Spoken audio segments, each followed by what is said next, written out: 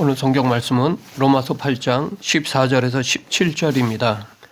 바울은 로마서 3장 후반부에서 믿음으로 의롭다 하심을 얻는다는 진리를 선포하였습니다.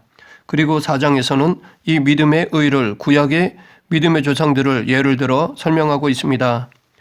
의는 하나님께서 인간에게 찾으시는 구원받기 위한 단 하나의 조건입니다. 의가 있으면 구원받고 없으면 구원을 얻지 못하고 지옥으로 떨어집니다. 하나님으로부터 너는 의롭다, 의인이다 라고 인정을 받는 것은 우리에게 가장 중요한 것입니다. 세상 사람들이 추구하는 돈, 명예, 권력 이런 것들은 의에 비하면 아무것도 아닙니다. 이 세상의 부귀영화는 잠깐입니다. 우리가 정말 진지하게 생각해야 할 것은 죽은 후에 하나님께서 우리를 의롭다고 하시는가 아니면 죄인이라고 하시는가, 이것이 중요합니다. 이 의를 얻는 방법에는 두 가지가 있는데, 하나는 내가 스스로 만드는 것이고 다른 하나는 하나님으로부터 선물로 받는 것입니다. 먼저 내가 의를 만드는 방법은 하나님의 법, 율법을 지키는 것입니다. 율법을 잘 지킴으로써 우리는 하나님 앞에 의롭다고 인정받을 것입니다. 그런데 이것은 불가능합니다. 실제로 율법을 지킴으로써 의를 얻으려고 노력한 모든 사람들의 수고는 다 숲으로 돌아갔습니다. 그래서 사도 바울은 의인은 없나니 하나도 없으며 라고 하였습니다. 하나님은 의롭고 거룩하신 분이기 때문에 인간이 자기 노력, 자기 수고로 하나님을 만족시킬 만큼의 의를 행하는 것은 불가능합니다. 유대인들은 모세를 통해 주어진 하나님의 율법을 잘 지켜서 의인이 되려고 하였습니다. 그러나 모두 실패하였습니다. 율법은 사람을 의롭게 만들어 주기 위해 주어진 것이 아니라 인간이 얼마나 죄인인가 하는 것을 드러내기 위함입니다. 그런데 유대인들은 그것을 몰랐던 것입니다. 율법의 목적은 의가 아니라 각 사람의 숨은 죄를 드러내어 하나님의 진노를 받을 수밖에 없는 자라는 것을 보여주기 위함입니다. 그러므로 율법을 지킴으로써 의를 얻고자 하는 방법은 결코 성공하지 못합니다. 그래서 두 번째 방법이 필요한 것입니다. 그 두 번째 방법은 하나님의 의를 얻는 것입니다. 하나님의 의는 하나님으로부터 오는 의라는 것입니다. 우리가 만드는 의가 아니라 하나님이 내려주시는, 즉 은혜로 주시는 의란 것입니다. 이 하나님의 의는 오직 예수 그리스도를 믿음으로 얻습니다. 우리가 예수님을 믿으면 그 믿음을 의로 여겨주시는 것입니다. 이 믿음이 의로써 우리는 하나님 앞에 설 수 있으며 구원을 얻으며 하나님의 나라에서 새 하늘과 새 땅, 새 예루살렘 성에서 하나님과 더불어 영원히 살 수 있습니다. 그런데 예수 그리스도를 믿음으로 얻는 이 하나님의 의를 신약시대의 종교 지도자들은 모르고 있었습니다. 그 이유는 구약 성경에 이미 게시되어 있습니다. 그들에게는 성령님이 깨닫게 해주시지 않았습니다. 그러다 보니 유대인들이 성경을 읽으면서도 제대로 이 사실을 간과하였던 것입니다. 종교 지도자들은 성경을 열심히 읽었지만 성령의 가르침을 받지 못했기 때문에 가장 중요한 의미를 간과한 것입니다. 우리도 성경을 제대로 읽고 깨달아야 합니다. 먼저 성령님의 도우심을 구해야 합니다. 사도 바울은 로마의 성도들에게 편지하면서 이 하나님의 의를 얻는 방법을 전하였는데 그것은 다름 아닌 믿음이었습니다. 이것은 바울이 새롭게 주장한 것이 아니라 이미 구약 성경에 있는 진리라는 것을 말하기 위하여 로마서 4장을 기록한 것이었습니다. 여기에는 위대한 두 사람이 등장합니다. 유대인들이 가장 자랑하는 세 분, 즉 아브라함, 모세, 다윗 가운데 두 사람인데 아브라함과 다윗의 예를 들어 믿음의 의를 설명하였습니다. 하나님께서는 당신에 대한 아브라함의 믿음을 그의 의라고 인정해 주셨습니다. 반면에 다윗은 살인죄, 간음죄를 지은 사람이었습니다. 하지만 그는 철저히 회개하였습니다. 그리고 하나님을 전적으로 신뢰하였습니다. 그래서 하나님은 그의 죄를 용서하시고 그를 의롭다 여겨주셨습니다. 아브라함과 다윗의 믿음의 의는 구약의 사람들에게만 해당되는 것이 아닙니다. 지금 우리들에게도 해당되고 있습니다. 그에게 의로 여겨졌다 기록된 것은 아브라함만 위한 것이 아니요 의로 여기심을 받을 우리도 위함이니 곧 예수 우리 주를 죽은 자 가운데서 살리신 이를 믿는 자니라. 예수는 우리가 범죄한 것 때문에 내줌이 되고 또한 우리를 의롭다 하시기 위하여 살아나셨느니라. 하나님은 우리의 죄를 대속하시려고 예수님을 죽음에 넘기셨고 우리의 의를 위하여 부활시키셨습니다. 이것을 믿는 자들에게 의를 은혜로 주시는 것입니다. 이것이 복음의 핵심입니다. 이 복음을 믿는 것에 우리의 영원한 미래가 달려 있습니다. 이 복음을 확실히 믿고 순종하지 않는다면 결코 하나님의 나라에 들어가지 못할 것입니다. 그런데 이 믿음의 의에는 세 가지 특징이 있습니다. 첫째, 이 믿음의 의는 자랑할 것이 없다는 것입니다. 로마서 4장 2절, 만일 아브라함이 행위로서 의롭다 하심을 받았으면 자랑할 것이 있으려니와 하나님 앞에서는 없느니라. 행위는 자기의 노력이고 공로가 됩니다. 그래서 자랑할 수 있습니다. 그러나 믿음의 의를 인정받음에 있어서 우리가 자랑할 것이 없습니다. 왜냐하면 믿는 것 외에 우리가 할 일, 수고한 일, 노력한 것은 없기 때문입니다. 그런데 그 믿음도 정작 내가 만든 것이 아니라 하나님께서 주신 것입니다. 하나님이 선택하셨기에 우리가 믿음의 의를 얻을 수 있는 것입니다. 그러므로 우리의 행위로 하나님의 인정을 받을 만한 것이 없습니다. 그러하기에 이 믿음의 의는 자기를 바라보는 것이 아닙니다. 하나님을 바라보고 예수님을 바라봅니다. 자기를 생각하지 않고 예수님을 생각합니다. 믿음의 의는 자기를 아무것도 아닌 존재로 생각합니다. 자기의 모든 것을 배설물로 여깁니다. 자기는 죽었다고 생각합니다. 나는 죽고 오직 그리스도만 내 안에서 사신다고 고백합니다. 그러므로 자기를 자랑할 것이 있을 수 없습니다. 이처럼 믿음의 의를 가진 자는 자기 자신에 대해서는 끊임없이 부인합니다. 예수님께서 말씀하신 것처럼 자기를 부인하고 자기 십자가를 지는 것입니다. 둘째, 이 믿음의 의는 절망하지도 불안해하지도 않는다는 것입니다. 어떤 사람은 자기 자신의 죄와 허물을 성찰하며 절망하고 불안해하고 근심, 걱정에 사로잡혀 삽니다. 이런 모습은 한편으로 겸손해 보이지만 그러나 정작 이런 태도도 믿음에 의해 합당하지 않습니다. 자기 자신에 대해서는 그 누구도 절망하고 불안해하고 근심하고 걱정할 수밖에 없습니다. 왜냐하면 자기는 죄로부터 결코 벗어나지 못한다는 것을 정확히 깨닫기 때문입니다. 이것이 그리스도인의 실존입니다. 그래서 바울도 오호라 나는 공고한 사람이로다 이 사망의 몸에서 누가 나를 건져내랴 라고 하였습니다. 그러나 믿음의 의는 자기 자신을 바라보는 것이 아니라 오직 예수 그리스도를 바라보는 것입니다. 나를 위하여 죽으시고 부활하신 주님을 바라보고 믿는다면 내 상황과 처지는 그리 중요한 것이 될 수 없습니다. 내가 남보다 좀 낫다고 하여 그것으로 의롭다고 인정받지 못하는 것처럼 내가 남보다 좀 못하다 하더라도 그것으로 인하여 믿음의 의를 상실하는 것은 아닙니다. 믿음의 의는 자기 자신에게 철저히 절망하되 거기에 머물러 있지 않고 오직 예수 그리스도를 바라보는 데에 있는 것입니다. 셋째, 믿음의 의는 은혜의 원리 아래에 있다는 것입니다. 우리는 은혜의 원리와 율법의 원리를 분명히 구분해야 합니다. 우리의 삶의 법칙에는 은혜의 원리가 있고 율법의 원리가 있습니다. 믿음은 은혜의 원리가 적용되는 통로고 행위는 율법의 원리가 적용되는 통로입니다. 그래서 은혜는 믿음과 동행하고 율법은 행위와 동행하는 것입니다. 은혜는 내가 아무것도 하지 않아도 하나님께서 나를 사랑하시고 인정하시고 자녀로 삼아주시고 당신의 나라와 모든 좋은 것을 선물로 주시는 것입니다.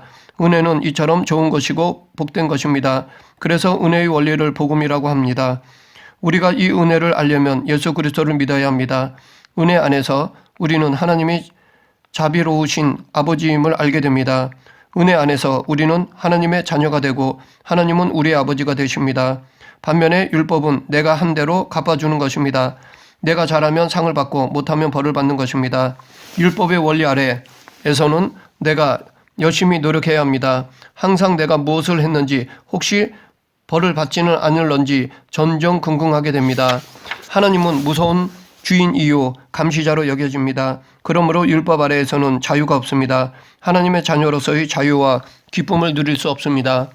그런데 이 하나님의 자녀란 말은 그저 듣기 좋은 수식어가 아니라는 사실입니다. 요한복음 1장 12, 13절 영접하는 자 곧 그 이름을 믿는 자들에게는 하나님의 자녀가 되는 권세를 주셨으니 이는 혈통으로나 육정으로나 사람의 뜻으로 나지 아니하고 오직 하나님으로부터 난 자들이니라. 사도 요한은 예수님을 믿는 자는 누구든지 하나님의 자녀가 되는 권세를 주시고 하나님으로부터 난 자들이라고 하였습니다. 이 말은 합법적인 하나님의 자녀라는 뜻입니다. 요한복음 3장에 보면 이것을 증거하는 한 사건이 나옵니다.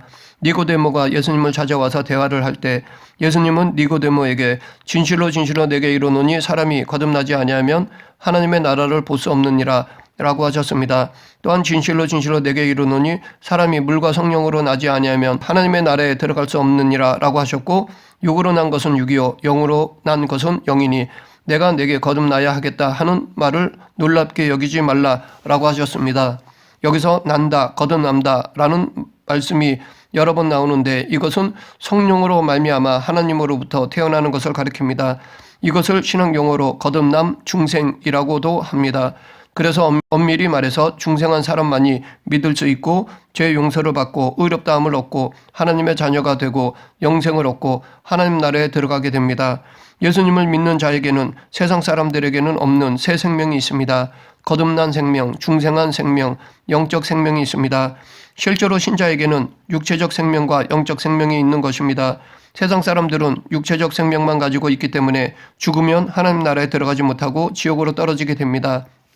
그러나 신자에게는 육체적 생명뿐 아니라 영적 생명, 영생이 있습니다. 그러므로 이 세상에서 육체적 생명이 죽어도 영생이 있으므로 하나님 나라에 들어가게 되는 것입니다. 오늘 본문 14절에 보면 무릇 하나님의 영으로 인도함을 받은 사람은 곧 하나님의 아들이라 라고 하였습니다. 하나님의 아들 곧 자녀는 하나님의 영으로 인도함을 받습니다. 이 말씀은 언뜻 보면 하나님의 영으로 인도함을 받음으로 하나님의 아들이라 불리는 것처럼 보입니다. 그러나 그보다는 그 순서를 거꾸로 하여 이해하는 것이 옳다고 봅니다. 즉 하나님의 영으로 인도함을 받는 것은 우리가 하나님의 자녀이기 때문이라는 것입니다. 성령으로 인도함을 받아서 비로소 하나님의 자녀가 되는 것이 아니라 우리가 하나님의 자녀이기 때문에 성령님의 인도를 받는 것이라는 것입니다. 물론 우리의 시선으로 보면 성령님의 인도함을 받아서 하나님의 자녀가 되는 것처럼 보입니다. 하지만 하나님 편에서 우리의 시선으로 볼 때 바뀔 수가 있습니다. 그래서 태초부터 작정하신 대로 우리는 성령으로 말미암아 하나님으로부터 태어났고 중생하여 성령님께서 인도하시는 것이라 할 수 있습니다. 15절 너희는 다시 무소하는 종의 영을 받지 아니하고 양자의 영을 받았으므로 우리가 아빠 아버지라 부르짖느니라. 여기서 바울은 먼저 너희는 다시 무소하는 종의 영을 받지 아니하였고 라고 증언하고 있습니다. 여기서 무소하는 종의 영을 받는다라는 것은 죄의 종 노릇하는 자가 율법의 정죄로부터 자유할 수 없다는 것을 깨닫고 두려워하는 마음의 상태를 묘사한 것입니다. 반면에 사도 바울은 성도들이 무소하는 종의 영 대신에 양자의 영을 받았다고 하였습니다. 이는 성도가 예수 그리스도를 믿음으로 말미암아 의롭다 하심을 받고 하나님의 자녀로 인정받게 된 상태를 의미합니다. 이렇게 양자의 영을 받은 사람은 하나님을 아바 아버지라 부를 수 있습니다. 아바 아버지는 우리말로 아빠 아버지라는 뜻입니다. 마치 어린 자녀가 아버지를 좋아하여 부르는 소리와 같은 것입니다. 여기서 잠시 우리는 당시 로마의 양자의 법에 대해 알아볼 필요가 있습니다. 바울 당시 로마 제국에는 양자의 제도가 성행하였습니다. 자녀가 없는 귀족들은 보통 다른 사람의 자녀를 자기의 양자로 삼았습니다. 이때는 대부분 자기와 같은 귀족의 자제를 양자로 삼았으나 때로는 자신이 부리던 종 가운데서 자신의 마음에 드는 자를 양자로 삼기도 했습니다. 이것은 종에게 있어서 자신의 신분이 그 귀족의 종에서 아들로 거듭나는 대단한 영광스러운 일이었습니다. 이처럼 양자가 된 사람은 법적으로 완전히 그 귀족의 자녀가 되는 것입니다. 그래서 앞으로 옛 신분과 옛 이름은 없어지고 양 아버지가 붙여준 이름으로 살아갑니다. 그리고 재산의 상속권까지 가지게 됩니다. 로마 사회에서 양자는 법적으로나 사회적으로 완전히 양부모의 자녀로 인식되고 대우를 받았습니다. 우리는 본래 죄의 종노릇 하던 자였습니다. 그런데 하나님께서 우리를 그리스도의 핏값으로 사셔서 죄의 종노릇에서 해방시켜 주시고 더 나아가 당신의 양자로까지 삼아주셨습니다. 우리에게 이보다 더 큰 영광과 특권은 없습니다. 하나님은 만왕의 왕이십니다. 그러면 우리도 왕이 되는 것입니다. 계속해서 16절을 보면 성령이 친히 우리의 영과 더불어 우리가 하나님의 자녀인 것을 증언하시나니 고린도후서 1장 22절에서도 사도 바울은 저가 또 우리에게 인치시고 보증으로 성령을 우리 마음에 주셨느니라 라고 하였습니다. 로마 사회에서 어떤 귀족이 어떤 사람을 양자로 삼았을 때는 양자의 법을 기록한 서류에 자기 손에 끼고 있던 반지의 형태로 된 도장을 찍었습니다. 그리고 양자가 된 사람에게 자기의 도장과 같은 반지를 만들어 끼워 주었습니다. 양자가 되었다는 보증으로 자기 것과 같은 반지를 만들어주는 것입니다. 이처럼 하나님께서도 우리가 당신의 자녀가 되었다는 사실을 하나님의 영이신 성령을 우리 마음에 주심으로 보증해 주시는 것입니다. 그러므로 성령이 우리 안에 계시는 것만큼 우리가 하나님의 양자가 되었다는 확실한 보증이 없습니다.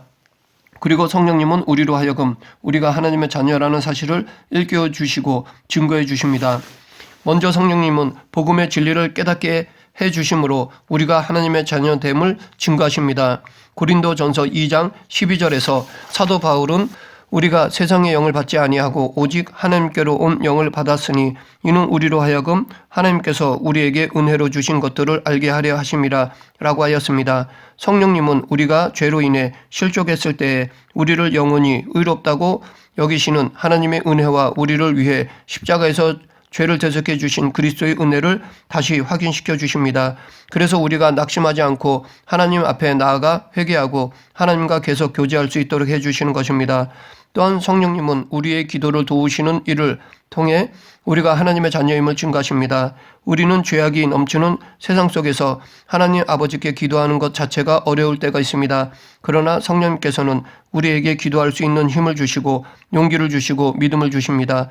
그리고 기도할 때 함께 탄식하며 함께 간구해 주십니다. 또한 성령님은 우리 마음속에 성령의 열매를 맺게 하심으로 우리가 하나님의 자녀된 것을 증거하십니다. 누가 어떤 사람의 자녀임을 증거하는 가장 확실한 것은 서로 닮은 점을 제시하는 것입니다.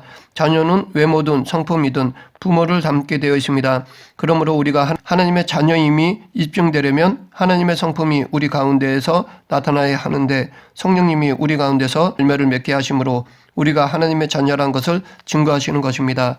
마지막으로 성령님은 성령의 은사를 주심으로 우리가 하나님의 자녀라는 사실을 확인시켜 주십니다.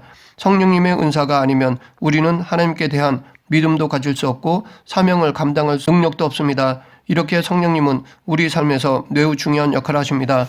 마지막으로 17절을 보면 자녀이면 또한 상속자 곧 하나님의 상속자요 그리스도와 함께한 상속자니 우리가 그와 함께 영광을 받기 위하여 고난도 함께 받아야 할 것이니라. 여기서 잠시 하나님의 자녀로 우리가 가진 특권이 무엇인지를 생각해 보겠습니다. 먼저 자녀이면 부모로부터 상속권을 가집니다. 우리가 하나님의 자녀라면 하나님의 상속권자입니다. 물론 이 상속은 세상에서처럼 부모가 돌아가실 때 받는 것이 아닙니다. 그 대신 우리가 이 세상을 떠날 때 하나님의 상속을 받는 것입니다. 그때 우리는 하나님의 나라와 그 영광을 상속받습니다. 그런데 하나님의 자녀의 특권이 우리가 죽어야 비로소 발휘되는 것만은 아닙니다. 우리는 지금 이 세상에서도 특권을 누릴 수 있습니다. 그 특권 중에 하나가 기도입니다. 오늘 본문 15절에서 아빠 아버지라고 부르짖는 것은 기도로 의미합니다.